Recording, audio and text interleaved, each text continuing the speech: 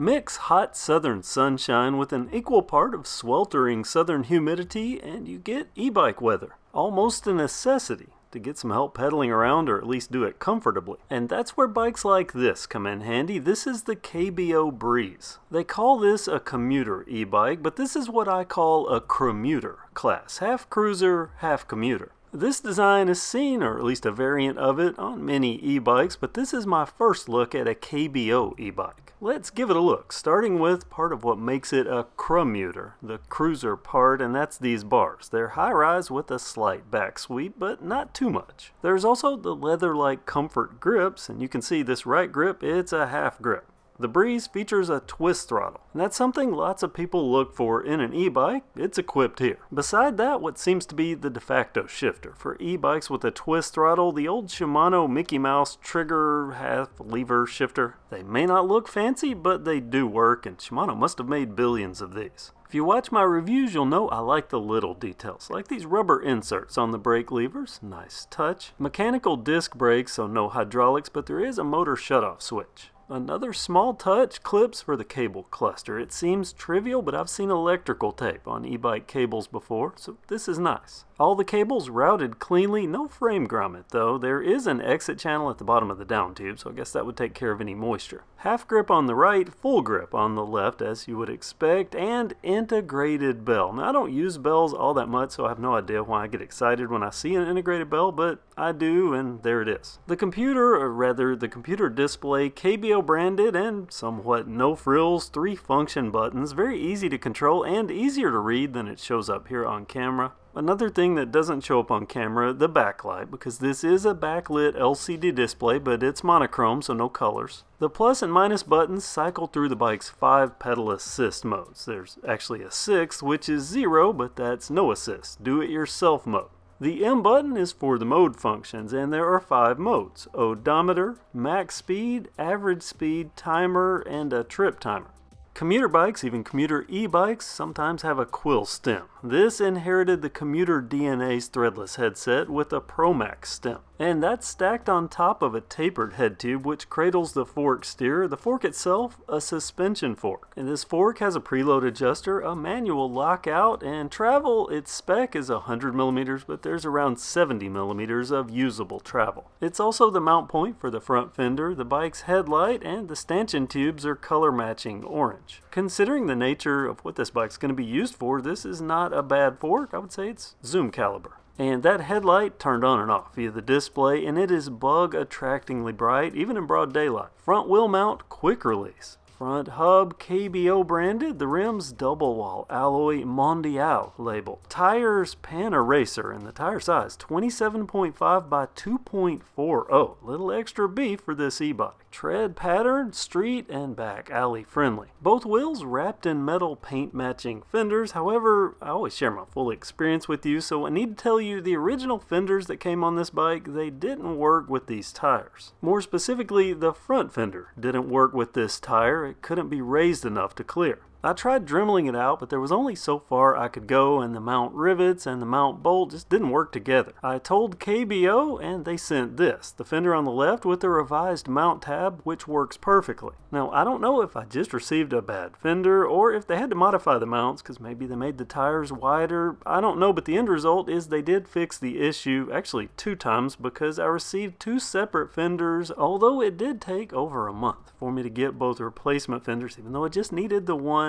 The end result of this is that everything works, but I made them wait for this review because I had to wait to ride the bike. A test of sorts to see if they had enough faith in their product that they would wait for the review whenever that came, and patiently wait they have. A good sign. And now back to the components. We know that this has mechanical discs, the rotors, 180mm up front. At the rear we often see 160 here. This KBO bike, an extra 20mm, 180 at the rear too. And by the way, these mechanical disc brakes, not generic, Tektro Aries. Getting closer to the power plant, starting off with pedals, Welgo alloy platform pedals affixed to 170mm alloy crank arms. A single chainring up front with the metal guard. On the other side, we can see the sealed cadence sensor. The black mark above that, grease. Following the wiring to the back, we stop off at the derailleur first. I expected to see a tourney. For this bike, Shimano Altus. The rear gearing itself 7 speeds via Shimano branded freewheel. Behind that, the big ticket, the rear hub motor 750 watts, though make a note of that. Being a commuter bike, the Breeze has a full rear rack. It's color matching metal and it holds the tail light, which is a blaze light, which not as bright as the headlight of course, but still visible during the daytime. Now I've looked all over this rear rack and unless I've just missed it, I don't see a weight rating anywhere. I see that it mounts with 4 bolts to the seat stays of the bike's frame, so I can only imagine that it'll hold 35 to 40 pounds. The bike itself, with its nicely welded alloy frame, has a load rating of 300 pounds. And a stellar orange color and a tough finish too. I dropped an entire screwdriver set on this, not a mark. Graphics for the frame, this is it. KBO logo clear coated over, and I couldn't help but notice this. If you turn the logo sideways, does that not look like a mongoose M over part of my KevCentral logo? At least that's what I see when I look at it, but as I've already said, it's the only graphic on the frame. This is a nice clean look, well done. The functional bits visible on the frame, the speed controller. That's that sealed box on the back of the seat tube. All the wiring for it that go to the battery and the display route down under the bottom bracket into the bottom of the down tube. On the top of the down tube is the bike's battery. Semi-integrated, this is a 48 volt, 768 watt hour battery, and I've seen this one before, both this model and this type. Charge display on the top, a USB port on the right side. On the left, that's where the keyed lock is to remove the battery along with the removal handle. Charge port on the left side too, down at the bottom of the battery. It took me a while to find the keys. They're normally zip tied to the bike's cabling. Searched over this bike, even thinking at some point maybe I'd taken them off and lost them, but they're on the bottom of the seat rail.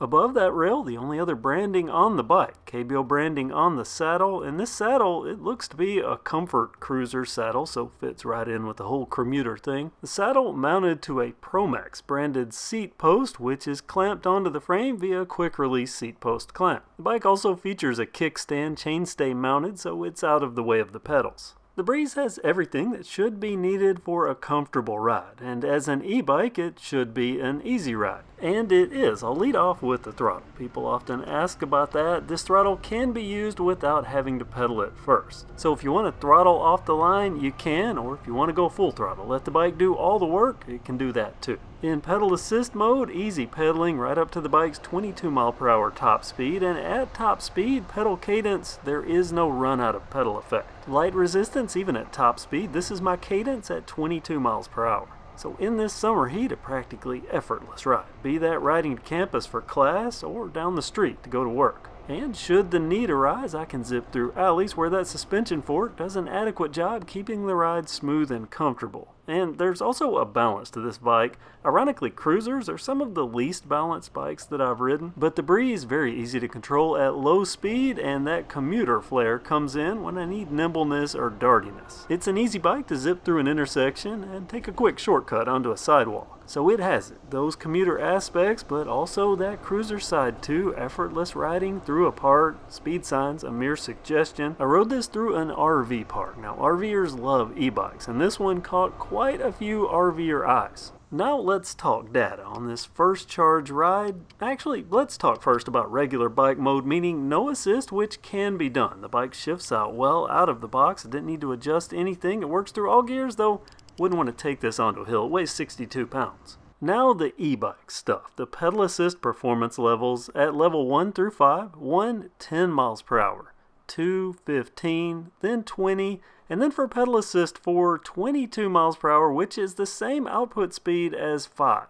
The difference is 5 gets you there quicker. The output is limited to the top speed of 22 miles per hour, but I can tell this motor is capable of scaling higher if allowed, and there may be a hidden setting for that. I'll see if I can find out, and if I can, I'll follow up on the top speed. Cadence sensing. This can tank an e-bike if not done properly, but on this KBO Breeze, they did a good job. There's less than a second between when I quit pedaling and the motor turns off. If you're going throttle only with this bike, you don't like to pedal, no worries, you get the same top speed, 22 miles per hour. Throttle or pedal at top speed, this front suspension keeps the bike smooth, even over big bumps. Smooth equals control, and that's important, especially if you're a new rider on an e-bike. Motor noise level, I'll rate as a medium. It's not the quietest I've ever heard, but definitely not the loudest. That said, it is evident that this is an e-bike. If you ride by someone, they're going to hear the motor. I can't forget my hill climbing steep hill test, which was aced. In both pedal assist and throttle only mode, this can actually accelerate up the steepest part of the hill, hitting 13 to 14 miles per hour.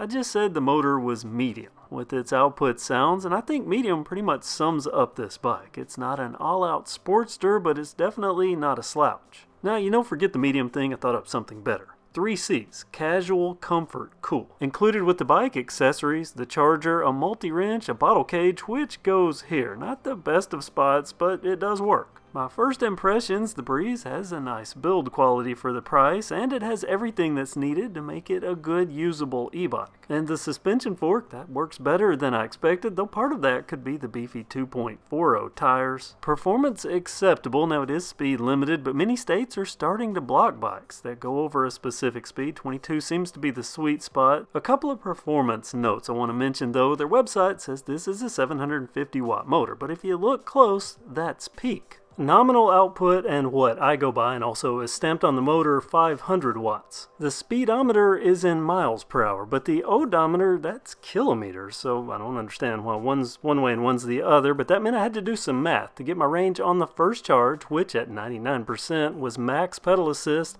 I got 24 miles, well beyond my expectations. Now they claim up to 55 miles per charge, so I think on Power Assist 1 that's plausible. And this battery, getting it in and out is easy. It can be charged in or out of the bike, and the output 48 volts, 768 watt hours, which is 1600 amp hours. Now their graph says Samsung battery, but if you scroll down it could either be Samsung or LG. Props for KBO using brand name cells, but if you want Samsung instead of LG, I don't know how you would get one or the other. All things factored in, the Breeze is a nice bike, and I'm impressed with the quality. Now the selling price, that's $14.99. I know periodically they have coupons I've seen on their site over the past couple of months. Now I would like to see maybe a better shifter, hydraulic brakes, but equipped as it is, everything works well, and we are in our parts shortage world. I've heard of more expensive e-bikes substituting for some of the stuff on this one. So that's my take. What's yours? Be sure to comment below. Let's get this discussion started. And also to the people that are KBO fans that wanted me to review one of their bikes, what do you think? KBO Breeze, a yes or a no? Also, give this video a thumbs up if you found it informative, and I hope if you haven't already that you hit that subscribe button and the notification bell so you don't miss any future videos. Thanks for watching KevCentral. Have a great day.